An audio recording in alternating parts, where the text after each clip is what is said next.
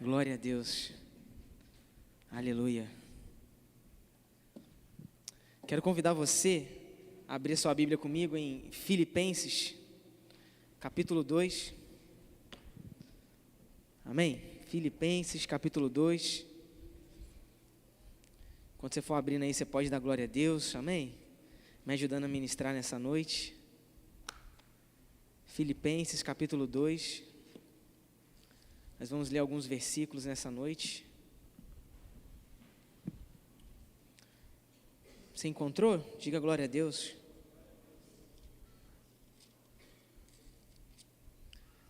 Filipenses 2. Amém. A partir do versículo 12.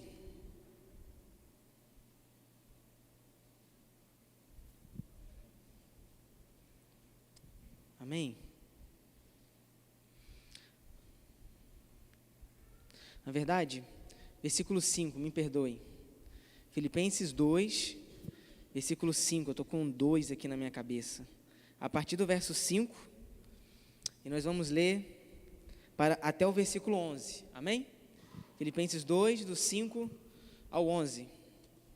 Diz o seguinte: que haja em vós a mesma mente que houve também em Cristo Jesus, que sendo em forma de Deus, não teve por usurpação ser igual a Deus, mas fez-se sem reputação, tomando sobre si a forma de um servo, fazendo-se semelhante aos homens, e achado na forma de homem, humilhou-se a si mesmo, sendo obediente até a morte e morte de cruz. Pelo que também Deus o exaltou altamente, e lhe deu um nome que está acima de todo nome, para que ao nome de Jesus se dobre todo joelho das coisas nos céus e coisas na terra e coisas debaixo da terra, e para que toda língua confesse que Jesus Cristo é o Senhor, para a glória de Deus Pai. Amém? Você pode repetir comigo? Jesus Cristo, mais forte, Jesus Cristo é o Senhor, para a glória de Deus o Pai. Amém, aleluia. O título dessa mensagem é Um Coração como o de Jesus. Você pode dizer para a pessoa que está do seu lado: olha, um coração como o de Jesus. Um coração como o de Jesus. Nós temos a proposta nessa noite de falarmos sobre algo que é muito urgente, essencial, confrontador, mas ao mesmo tempo inspirador para nós nesses dias que vivemos. Porque nós olhamos para um texto e nós vamos refletir sobre esse texto de uma forma a qual o próprio Jesus viveu. Então, nós vamos olhar e nos inspirar diante da dinâmica, ou melhor, um pouco das dinâmicas que ele deixou para nós em terra.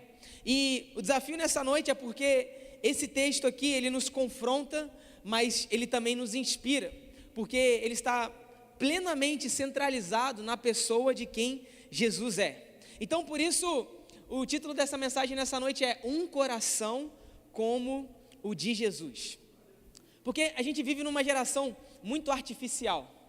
A gente vive numa geração que é muita aparência e falta muita essência. E a gente, com as redes sociais, a gente pode conseguir postar somente aquilo, por exemplo, que nós queremos que esteja lá. E a grande verdade é que ninguém coloca tragédia lá, a não ser alguns sites de fofocas e coisas semelhantes. Mas quando a gente vai publicar a nossa vida, a gente não publica as nossas derrotas, sempre as nossas vitórias. É uma tendência hoje da rede social, quase sempre é isso. Então, a gente vive numa geração que está preocupada em construir uma imagem. Só que quando nós olhamos para Jesus, ele não estava preocupado com a sua reputação, mas com o legado que ele estava construindo, amém? Então, a diferença é que uma imagem, ela pode até impressionar por um momento, enquanto o legado sempre vai transformar gerações. E é por isso que nós estamos falando desse homem aqui, que não se preocupou, porque em todos os momentos ao qual o povo queria o promover, em que os próprios discípulos queriam promover, porque afinal de contas, a mensagem dele era poderosa. Quando isso acontecia, ele não se colocava em holofotes, mas ele se colocava no esconderijo. Quando a multidão pressionava e queria colocar ele sobre um trono, ele se colocava em um lugar secreto, escondido. Porque ele entendia que a eficiência, escute isso, a eficiência da vida dele não era sobre os lugares que ele ocuparia, aos quais os homens queriam que ele estivesse, mas era sobre o lugar que ele continuaria se escondendo, ao qual Deus já tinha destinado para ele. Então, a grande verdade é que a vida não é sobre o quanto nós queremos nos promover, mas é sobre o quanto nós estamos disponíveis a obedecer ao Senhor. Então, quando a gente olha para Jesus, a gente percebe que ele não deixou prédios, ele não deixou riquezas e ele também não deixou títulos. O que ele deixou foi um legado de amor, de serviço, de obediência e transformação. Você pode repetir comigo? Transformação. Porque o coração dele moldou pessoas que continuaram carregando sua mensagem muito depois da sua partida. E qual é o desafio hoje? Nós continuarmos sendo inspirados por essa mensagem que inspiraram a muitos até os dias de hoje. E o encargo para nós é entendermos que essa mensagem deve continuar sendo levada, pregada e vivida para que outros continuem se inspirando através de nós. Porque uma pergunta que nós precisamos fazer é que daqui a 100 anos, como a qualidade da mensagem do Evangelho estará se depender exclusivamente de mim? Então a gente precisa pensar não sobre a qualidade da mensagem, porque ela é perfeita e eficiente, amém? Mas nós temos que pensar sobre a qualidade da nossa vida. Por isso, a pergunta não é apenas o que estou fazendo para Deus. Não, essa não é somente a pergunta, mas que tipo de coração eu estou desenvolvendo diante de Deus. Porque não é sobre o quão bom nós somos em manusear as escrituras. Eu conheço muita gente que decora muito versículo. E para decorar eu uso muito post-it. Você for na minha casa, tem post-it colado para todo lado, para eu decorar versículos e fixar frases que me levam às escrituras. Mas não é sobre o quão bom nós somos em saber narrar toda a Bíblia, mas é sobre o quão bom nós estamos nos tornando em vivermos essas verdades que o Senhor Jesus está nos provocando. Por isso a pergunta é, que tipo de coração nós estamos desenvolvendo? Nós precisamos olhar para nós e avaliarmos a nossa estrutura. Nesse final de semana, no feriado, eu tive um tempo poderoso, assim como a pastora Rosângela. Eu também estou muito empolgado, estou segurando minha euforia. Euforia é bom, mas sem emocionalismo. Aqui eu trago emoção sim, mas com muita convicção, porque existe uma verdade que nós precisamos colocar bem fixa no nosso coração. É que nós precisamos avaliar qual tem sido a consistência da nossa estrutura. Diante das pressões que nos cercam, diante dos desafios que o Senhor nos propõe, diante das adversidades que nós precisamos superar, como nós estamos lidando diante disso? Só que a Bíblia fala em Hebreus que nós não somos daqueles que retrocedem, você crê nisso? Então, diante das adversidades, nós entendemos que o Senhor é o mesmo ontem, hoje e será eternamente, amém? Porque nos montes nós glorificamos o Senhor, mas quando os vales se instauram nas nossas vidas, nós também continuamos glorificando a Ele, porque a nossa adoração não depende da nossa geografia, mas depende do coração que nós estamos construindo diante dEle. Você está me entendendo nessa noite? Então a verdade é que o legado que deixaremos amanhã será resultado do coração que eu e você estamos cultivando hoje. E quem deseja construir um legado eterno precisa desenvolver um coração como o de Jesus. Então, a proposta não é como você vai melhorar a sua vida hoje, para que você tenha um emprego melhor, para que você possa ter uma visualização melhor diante do que você tem, do que você oferece, do que você faz. Não, a gente não está aqui falando de performance, a gente está falando aqui de coração, porque é isso que vai sustentar tudo que Deus está nos confiando nesses dias. Então, é uma coisa que eu falo e eu vou repetir: talento nos dá acesso, mas é caráter que sustenta os lugares que Deus está nos colocando nesses dias. Então, a gente precisa também de 3 verdades para que a gente possa desenvolver um coração como o de Jesus. A primeira delas é: o coração de Jesus, ele é real e não imaginário. Você pode repetir comigo? Real. Não imaginário. A gente precisa perceber então que o verdadeiro legado não é o que fazemos, mas é quem nós nos tornamos. Você não é o que você faz. Você é quem você é em Deus. Quem Ele disse que você é. Todo mundo, ou praticamente todo mundo, mas eu fico com a teoria de que todo mundo já ouviu essa pergunta quando criança ou na fase da adolescência. Os adolescentes que estão aqui, se não ouviram, vão ouvir, mas eu acredito que já ouviram, o que você vai ser quando crescer? Pergunta para a pessoa que está do seu lado aí, o que você vai ser quando crescer? Talvez essa pessoa já cresceu. Mas é uma pergunta que se você não ouviu hoje, você ouviu. Então todo mundo ouviu aqui nessa noite. Não é verdade? As pessoas sempre falam muito sobre isso. O que você vai ser quando crescer? Só que essa pergunta, ela não é cristocêntrica. Porque quando nós olhamos para as Escrituras, nós não somos o que nós fazemos. Na verdade, nós somos com quem nós parecemos.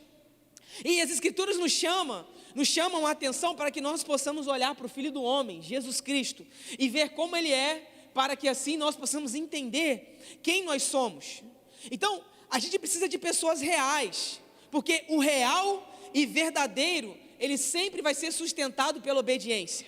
E aí você não vai sustentar a sua vida por aquilo que você sabe fazer, pelo quão bom você é, naquilo que você se qualificou, mas é na obediência que você atribui ao coração do Senhor.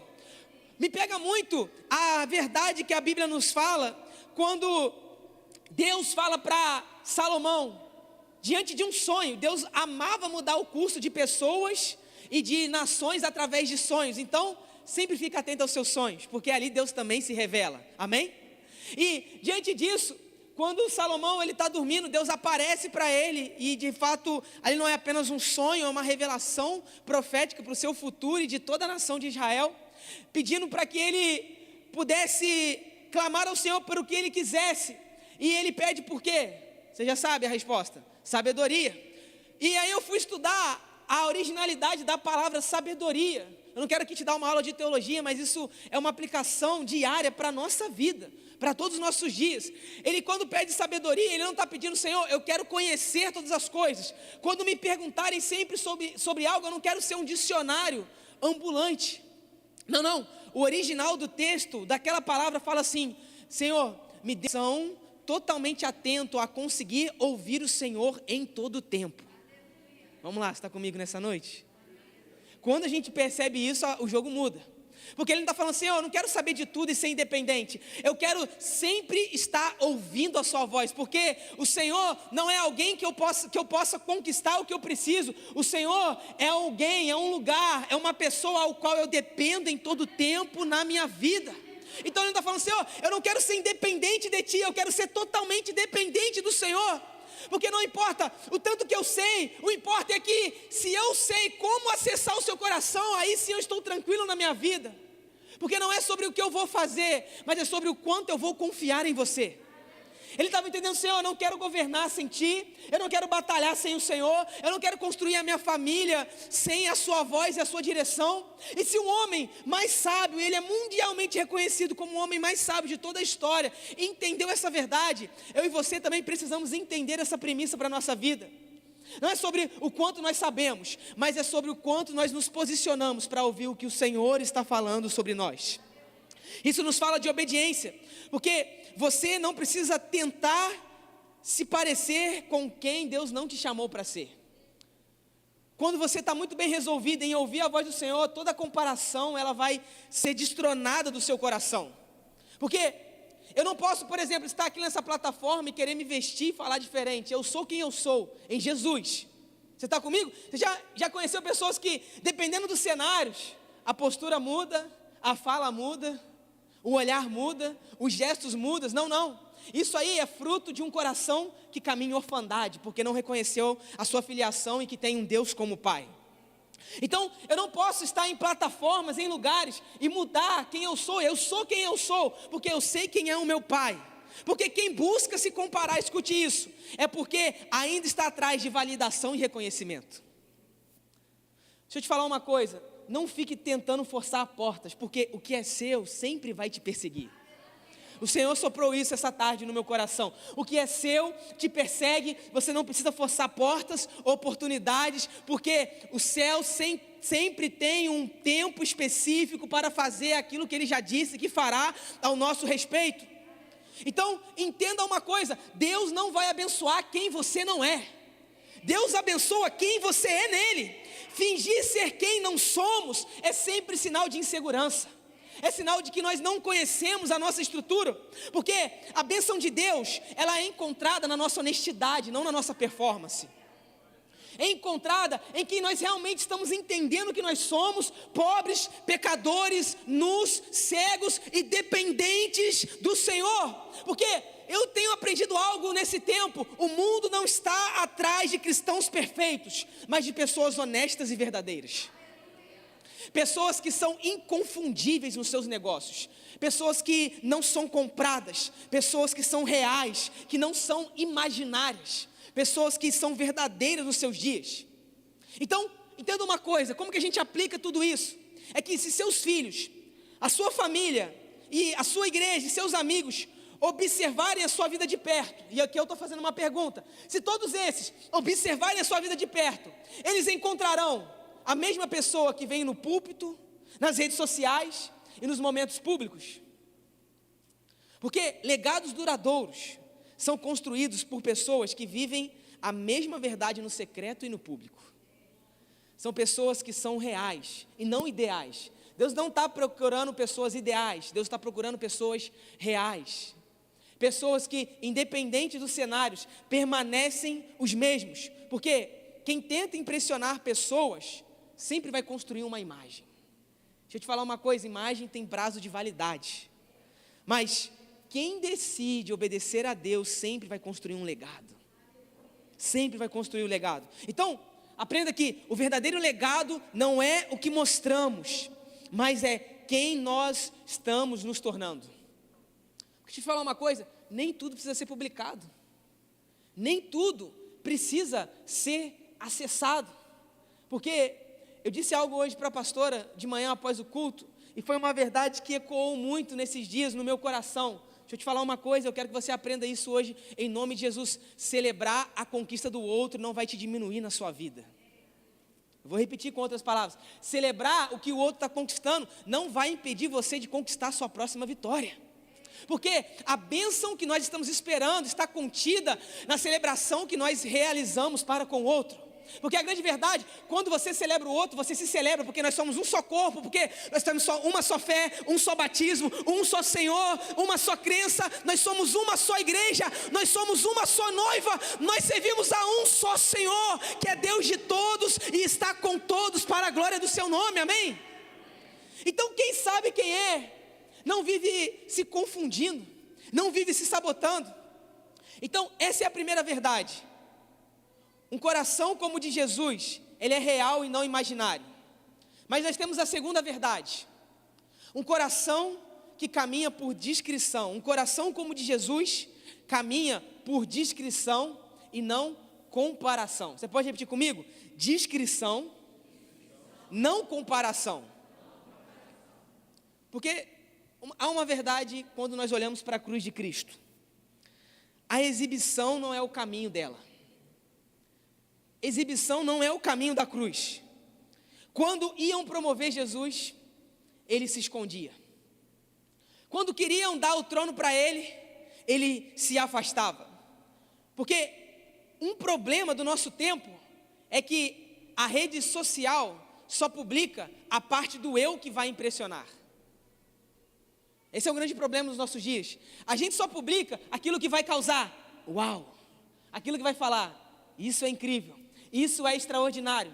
E aí o problema é que você começa a viver o seu mundo, e aí você vai se tornando o seu Deus, porque você quer que todos os olhos se voltem para você, que os likes sejam para você, que as celebrações só sejam para você.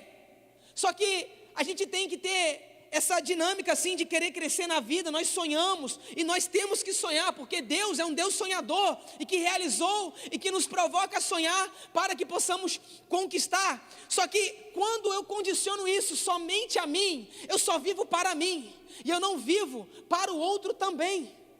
E o reino nos chama a não olhar somente para quem nós somos, mas é primeiro a considerar o outro até mais importante do que nós mesmos. Então, essa é uma verdade. Se a gente quer avançar e romper ciclos destrutivos nas nossas vidas, nessa noite nós precisamos caminhar sobre essa verdade.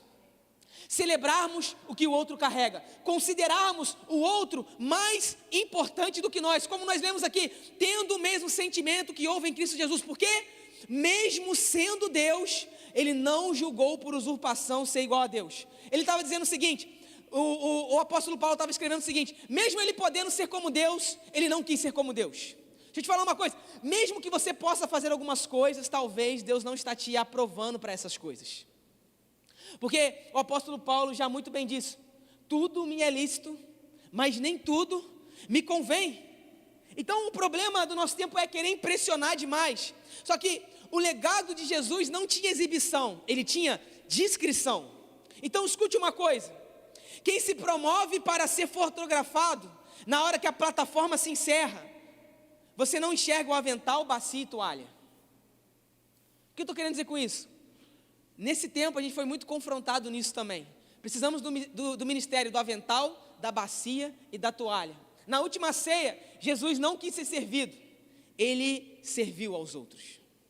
Eu vou repetir, para você entender muito bem. Jesus não quis ser servido, Ele serviu aos seus discípulos. Ele lavou os seus pés. O texto diz, no Novo Testamento, nos Evangelhos, que Ele pegou uma bacia e uma toalha.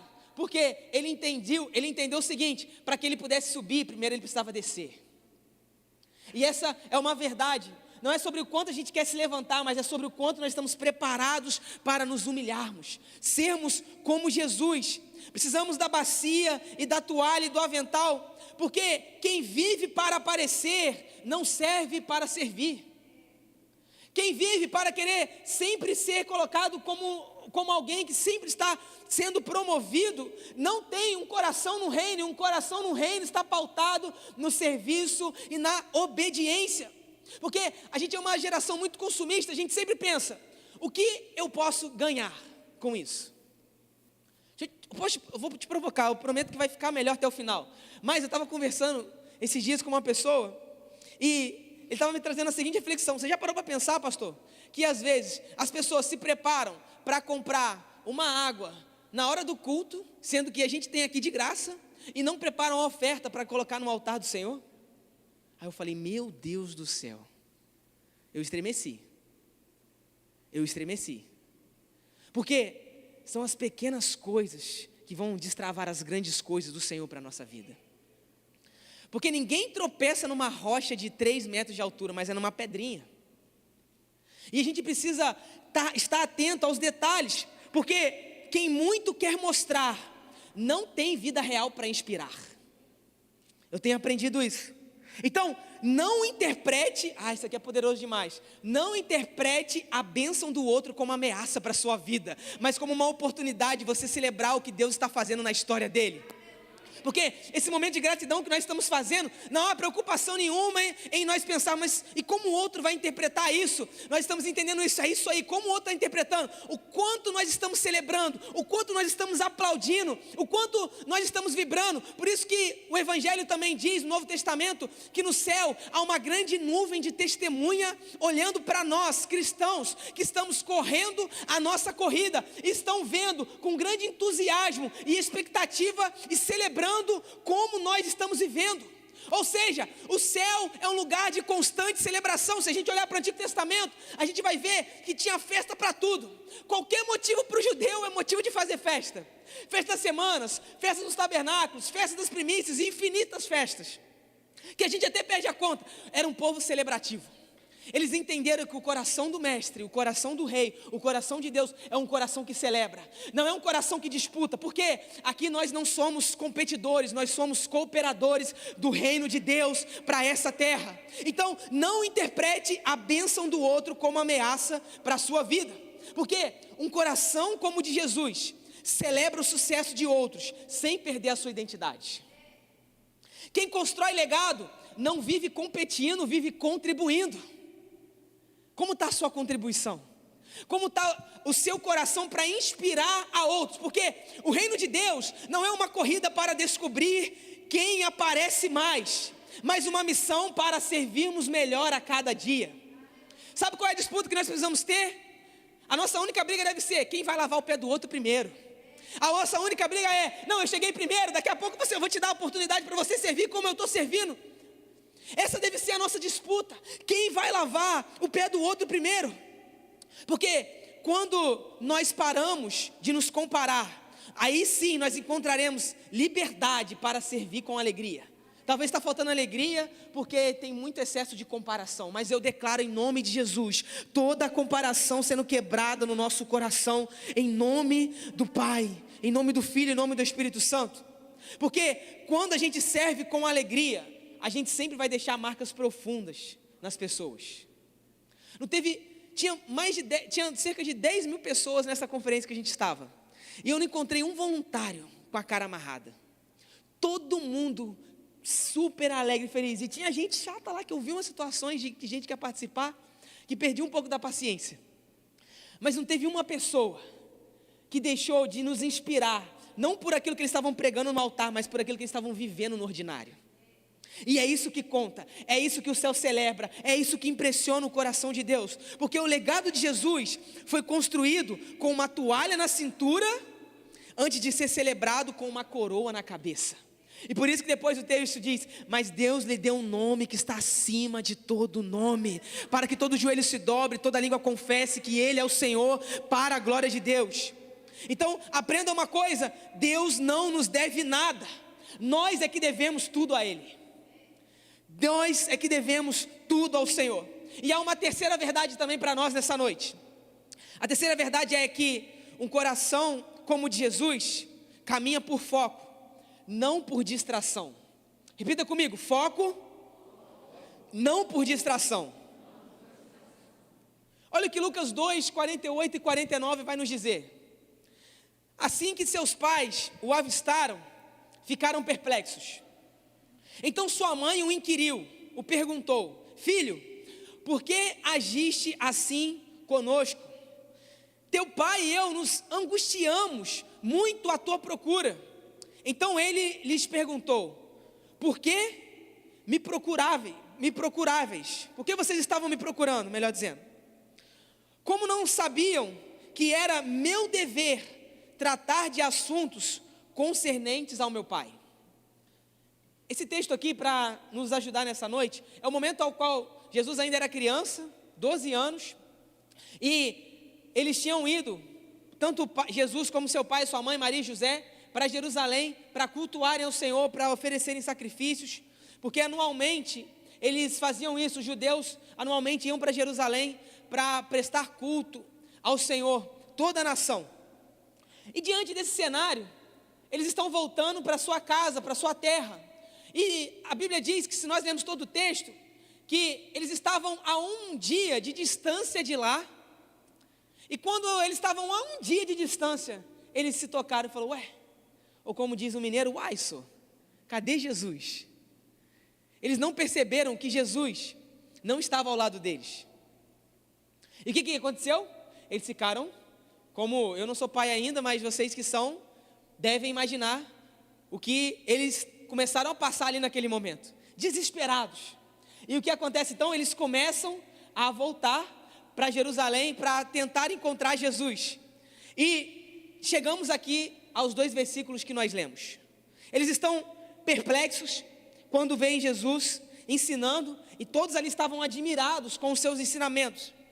E eles dizem, olha, teu pai e eu, Maria diz, nós estávamos angustiados por aquilo que nós estávamos sofrendo aqui, porque nós não estávamos encontrando. E Jesus pergunta, por que vocês estavam me procurando? Vocês não sabiam que eu deveria estar aqui? Em outras palavras, Maria e José perguntam, por que você fez isso com a gente? E a resposta de Jesus, em outras palavras, foi mais ou menos o seguinte, escute isso, vocês só estavam me procurando porque ainda não entenderam a mensagem que o anjo já tinha dado para vocês há anos atrás. Vocês vão entender o que eu estou querendo dizer.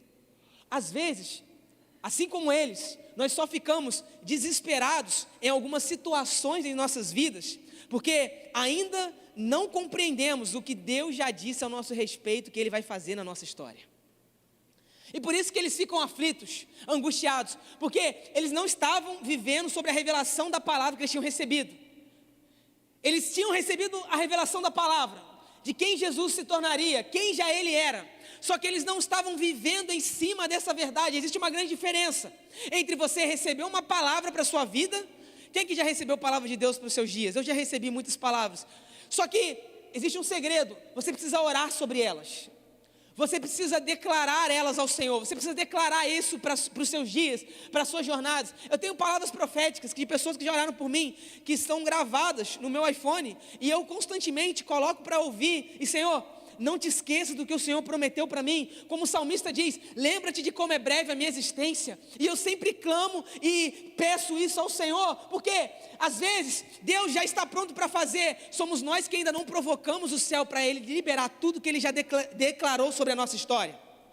Então eu estava dizendo, olha, se lembrem das palavras que já foram liberadas para a sua vida. E eu sinto isso no meu espírito nessa noite. É uma noite de nós nos lembrarmos daquilo que Deus já disse ao nosso respeito. Você crê nisso nessa noite? Então, seja altamente comprometido com o que Deus já te disse. Não recue. Deixa eu te falar uma coisa, não espere novas palavras. Honre as que Deus já colocou no seu coração, para que você viva tudo o que Ele já decretou para os seus dias. Nós estamos falando de foco, e foco não é apenas prestar atenção, não é uma questão só de estarmos completamente atentos, mas é sabermos qual caminho percorrermos para o nosso destino.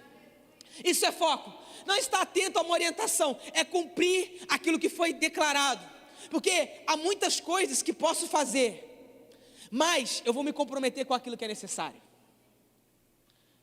Tudo me é lícito, mas nem tudo me convém. Porque se você não sabe para onde vai, como você quer que os outros possam te seguir? É impossível. Então, elimine o que distrai a visão que Deus te deu. Porque liberdade não é fazer o que eu sempre quero, mas é sempre ser obediente ao Senhor. Obediência. E há uma verdade que tem norteado o meu coração nesse tempo também. Deus responde na velocidade da nossa obediência. Deus responde na velocidade da nossa obediência. Então, um coração como o de Jesus não vive reagindo às urgências da vida, vive respondendo ao propósito de Deus. Você não foi levantado para apagar incêndio, porque o seu papel não é ser bombeiro, o seu papel é ser cumpridor do propósito de Deus para a sua história. Porque muitas pessoas perdem seu legado, não porque fizeram coisas erradas, não. Mas é porque gastaram energia demais com coisas desnecessárias. Não é que foi feito algo errado, mas é que foi priorizado algo desnecessário. Porque toda distração alimentada hoje pode se tornar um destino perdido amanhã. Então, se pergunte constantemente: isso me aproxima do propósito de Deus? Isso fortalece o meu legado? Isso revela o coração de Jesus em mim? São perguntas que nós vamos fazer também como: Senhor, o que Tu estás fazendo nesse tempo? Senhor, como eu posso contribuir com aquilo que o Senhor está fazendo? E aí há uma petição: Senhor, por favor, não me deixe de fora daquilo que o Senhor já começou desde a eternidade. Nós precisamos fazer sempre essas perguntas, porque quem sabe para onde Deus o chamou, não negocia o seu foco com qualquer distração. Não negocia, porque o segredo da concentração é a eliminação. Elimine nessa noite, elimine do seu coração, elimine do seu foco tudo aquilo que te distrai e não te empurra, te aproxima, te promove para tudo que Deus já decretou para a sua vida. E perceba que às vezes não são coisas erradas, como eu já disse, que nós estamos fazendo, que estão nos impedindo de avançar para o lugar que Deus já declarou sobre nós. Não, às vezes são pequenas concessões que quebram grandes pretensões, e a gente precisa pensar sobre isso nesse tempo. Então, concluindo essa mensagem, eu quero o seu foco aqui, eu quero já pedir para a banda subir, por favor. Todos nós vamos encarar 3 verdades ao final da nossa jornada. Eu aprendi isso nesse final de semana. 3 verdades nós vamos encarar no final da nossa jornada. Guarde isso no seu coração, se você puder, anote. Primeira delas: memórias, troféus e legado. Você pode repetir comigo? Memórias, troféus e legado. Memórias são pensamentos que outros terão sobre nós. Memória é isso, são pensamentos que outros terão sobre nós. Todo mundo pensa algo a nosso respeito. Todo mundo vai pensar algo a respeito de você quando a sua jornada se encerrar aqui. Há um tempinho atrás, a minha avó materna faleceu, e eu nunca imaginei isso, mas eu tive que fazer o velório dela, a pedido da minha mãe, e lá eu fui, e fiz. Foi um dos momentos mais desafiadores para mim. E a pergunta que sempre me fica é essa reflexão, né? Eu tenho melhor dizer, não pergunta, só reflexão. Eu tenho memórias dela, vivas dentro de mim. Então as pessoas sempre vão ter memórias de nós. Quando nossa vida encerrar, nós podemos também pensar sobre troféus, porque serão registros das nossas conquistas. Eu já joguei futebol e eu tenho na minha casa algumas medalhas, algumas coisas que eu ganhei, algumas coisas que eu conquistei, mas está guardado, está empoeirado. Eu não celebro mais aqueles troféus, porque isso já passou. Então, memórias, elas vão ser construídas. Troféus também vão ser levantados. Mas o que realmente importa, você está prestando atenção em mim nessa noite, amém? O que realmente importa é o legado que nós estamos deixando. Legado, porque, escute isso, legado não é herança, legado não é performance, e legado também não são os nossos títulos. Legado também não são os nossos feitos. Legado são marcas que nós deixamos dentro de cada pessoa. Legado é o que você deixa de ensinamento para alguém. Legado é o que você deixou nessa pessoa que vai mudar a mentalidade e o rumo da sua vida. Isso é legado.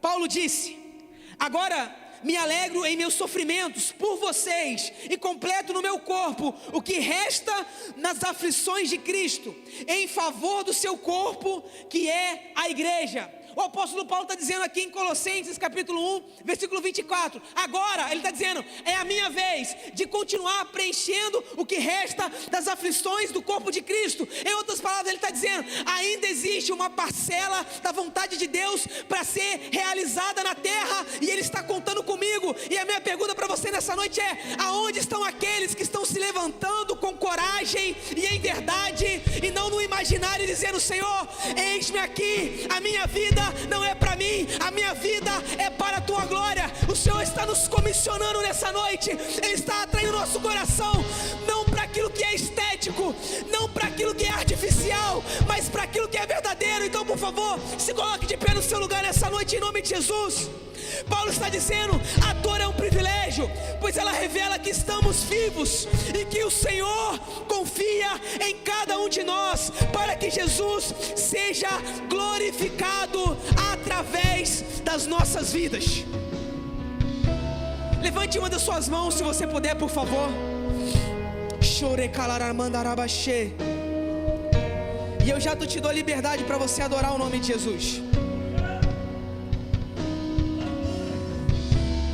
Aumenta o nível da tua presença, Espírito Santo. Nós não estamos aqui pedindo impérios. Nós não estamos aqui querendo construir palácios.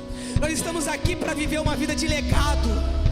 Porque um legado é o que muda a nossa história, é o que muda a nossa família, é o que realiza os nossos sonhos, é o que não nos faz nos perdermos na nossa jornada, na nossa trajetória.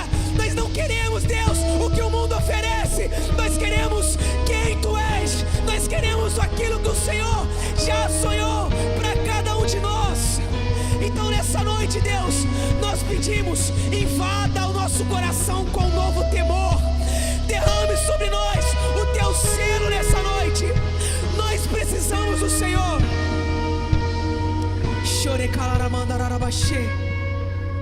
Nós Te damos toda a liberdade, Jesus.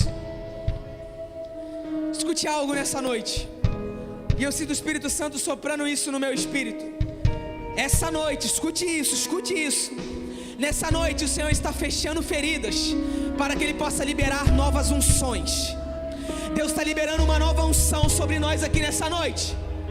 e nós não vamos cumprir o nosso propósito diante das nossas habilidades, mas diante da unção que Deus já liberou sobre as nossas vidas, diante da unção que Ele está derramando hoje, porque Deus não responde a talento, Deus responde a fé e posicionamento.